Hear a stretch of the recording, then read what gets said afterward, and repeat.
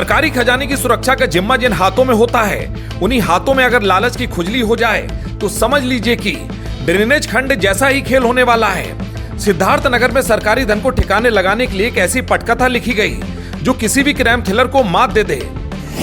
ब्लेन अधिशासी अभियंता कृपा शंकर भारती और कहानी बिना काम किए बिना टेंडर के सीधे सरकारी तिजोरी साफ करने की। देखिए हमारी खास रिपोर्ट में। कहते हैं सरकारी काम में पारदर्शिता होनी चाहिए, लेकिन सिद्धार्थ नगर के ड्रेनेज खंड में पारदर्शिता का मतलब है सब कुछ छिपा दो।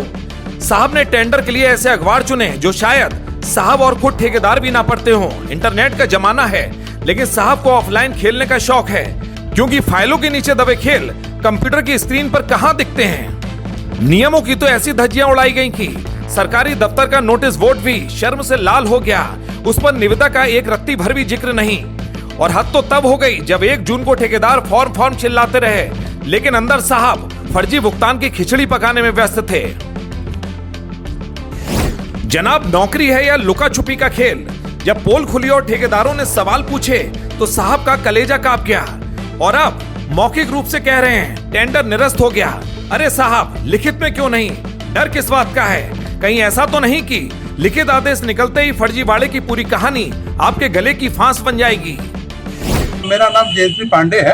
मामला यह है कि यहाँ सिंचाई विभाग ड्रेनेज खंड द्वारा ये टेंडर निकाला गया है और टेंडर इन्होंने 25/5 में निकाला है, लेकिन ये सार्वजनिक तौर पर सार्वजनिक नहीं किया गया और ये किसी अन्यत्र एक पेपर में निकाल के बकिया जो रोज पढ़े जाने वाले समाचार, राष्ट्रीय समाचार पत्र हैं, न ही उसमें निकाला गया, न ही इन्होंने सूचना पट पे जो जहां निविदा सूचना निकाली जाती है न ही उस पर चस्पाया गया, न ही इन्होंने प्रचार प्रसार किया और न ही इन्होंने कहीं एक भी टेंडर बेचा।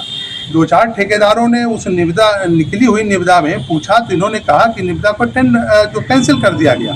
इन्होंने बिल्कुल भ्रष्टाचार करने के लिए इन्होंने अभिशासी अभियंता अपने नाम से 2 लाख से ऊपर के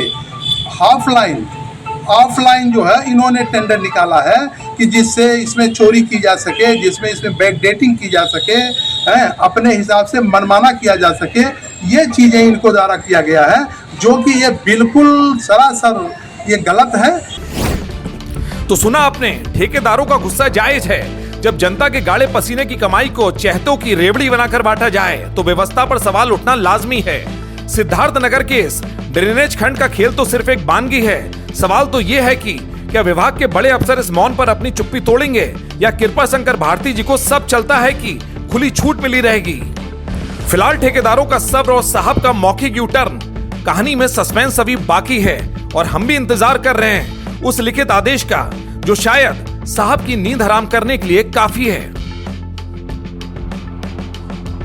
सिद्धार्थ नगर से संतोष कुमार की एक खास रिपोर्ट।